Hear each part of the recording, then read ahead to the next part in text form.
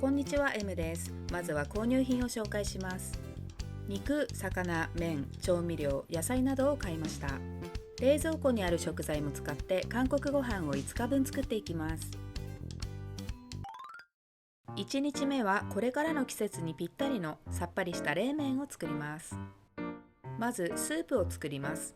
砂糖、だしだ、鶏ガラスープの素、塩、お酢、水をよく混ぜて溶かします。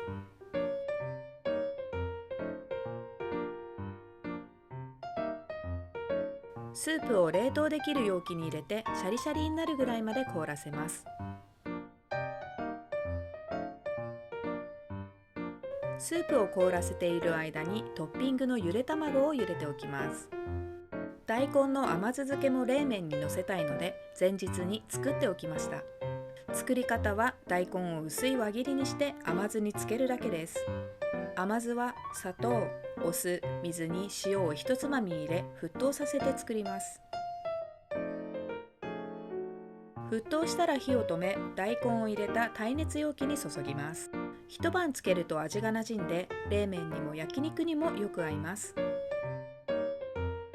冷やしておいたスープは少し凍ってるのでスプーンで崩します。お昼に仕込んでおけば夜にはシャリシャリで食べられると思います。冷麺の麺を茹でます。日本ではそうめんで作っても食べやすいと思います。茹でた後は冷水で洗ってしっかり水気を切るのがポイントです。麺を器に入れてよく冷えたスープを注ぎます。大根とゆで卵をのせてごまを振ったら完成です。スープをシャリシャリにするだけで家の冷麺が夏のごちそうになります。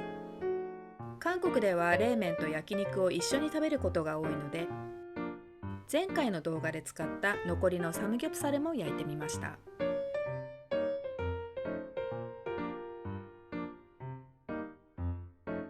お肉には白髪ネギをさっと和えたものを添えました。ごま油と塩、粉唐辛子をさっと和えるだけです。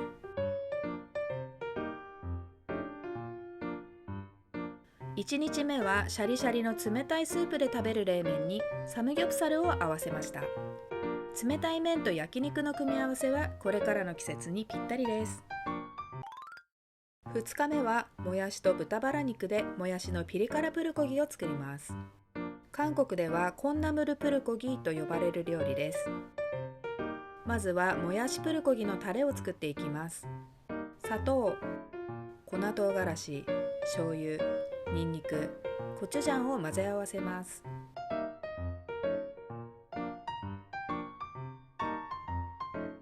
今回ちょうど刻みニンニクを買い足したので少しだけ紹介します。韓国料理はニンニクをよく使うので刻みニンニクがこのように売られています。これは 260g 入りの普通サイズですが、日本の感覚だとなかなかの量だと思います。ネギも入れるので輪切りしておきます。油をひいたフライパンで豚バラを炒めます。今回は韓国でよく売っている切らずに使える冷凍の薄切り豚バラを使いました。豚肉に火が通ったらもやし、ネギ、タレを入れて炒めます。もやしに火が通ってタレが全体に絡んだらもやしのピリ辛プルコギ完成です。もやしと豚バラで手軽に作れてピリ辛のタレがしっかり絡みご飯が進むおかずです。次にニラを使ってニラチヂミを作ります。ニラを食べやすい長さに切って人参を細切り、玉ねぎを薄切りにします。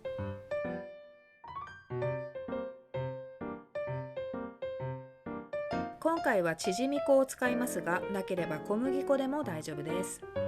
チヂミ粉と水は1/2カップずつ入れました。生地が少ないかなと思いそうですが、ニラチヂミは粉っぽくするよりニラに薄く絡むくらいが粉っぽくならずに美味しく焼けます。油をひいたフライパンで薄く広げて焼いていきます。裏返してもう片面もこんがり焼きます。両面香ばしく焼けたらニラチヂミ完成です。チヂミは醤油ベースのタレを添えて食べます。ごま油、醤油、お酢、ごまを少し入れて作りました。トウモロコシも買ったので茹でて食べようと思います。お店でトウモロコシを見かけると初夏を感じます。2日目はもやしのピリ辛プルコギにニラたっぷりのチヂミ。身近な材料で作れる夏に食べたいスタミナ韓国ご飯です。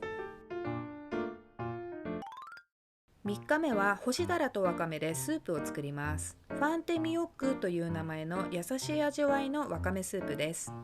まず乾燥わかめを水で戻しておきます。干しだらは食べやすい大きさに切って、こちらも軽く水で戻しておきます。戻したらそれぞれ水気を切っておきます。鍋にごま油をひいて、戻したわかめと干しだら、にんにく、醤油を入れて炒めます。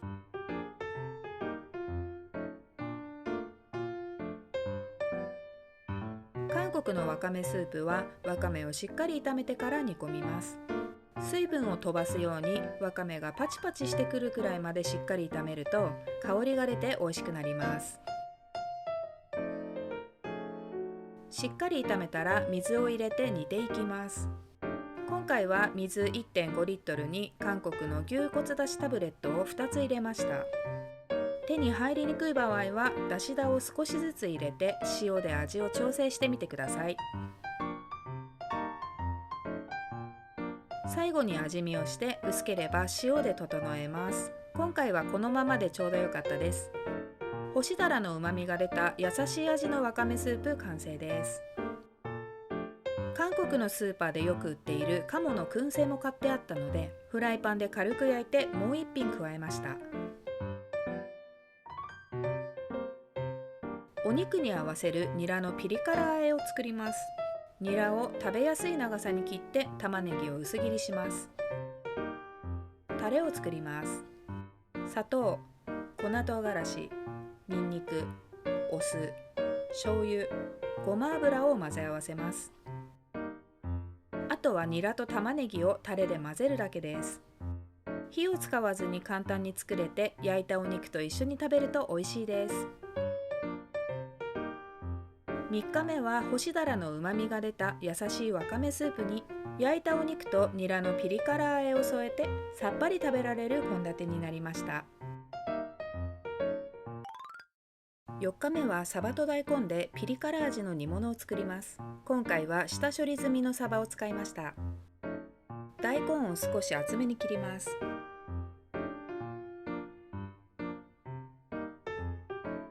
タレを作ります。砂糖、粉唐辛子、みりん、醤油、にんにく、コチュジャンを混ぜ合わせます。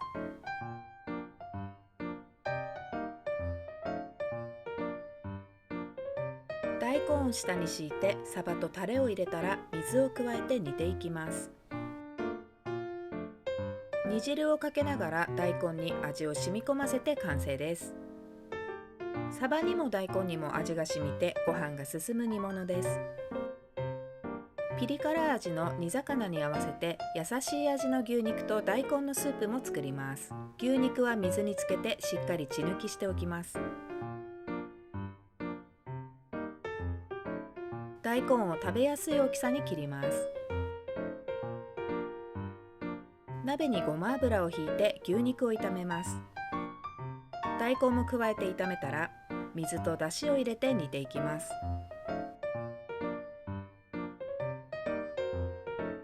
沸いてきたらアクを取り、醤油とニンニクを入れます。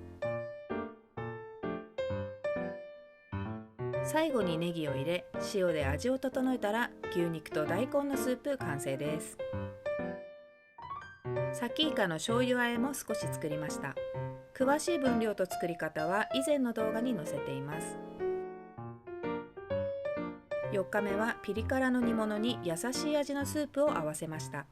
味が染みたピリ辛のサバ大根がご飯によく合う献立です。5日目は残っていたたくあんとカニカマでチャーハンを作ります。たくあん、カニカマ、ネギを切ります。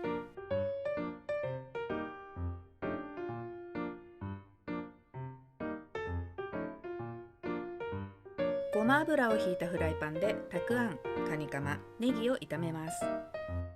オイスターソース、塩、胡椒で味付けをし、ご飯を加えて炒めたら完成です。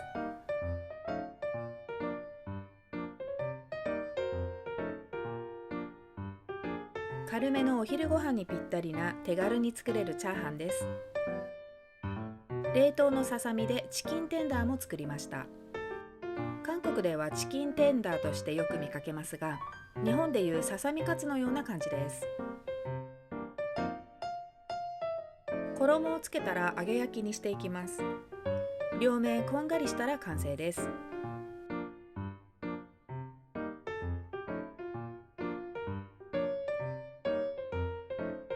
マスタード、マヨネーズ、蜂蜜を混ぜてハニーマスタードソースも作りました。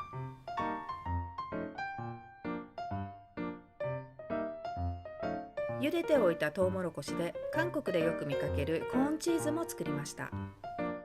バター、トウモロコシ、マヨネーズ、チーズを入れて温めるだけで作れます。チーズが溶けたらお好みでパセリを振って完成です。5日目はたくあんとカニカマのチャーハンに子供も食べやすいおかずを合わせた軽めのご飯です。最後までご視聴ありがとうございました。また次の動画でお会いしましょう。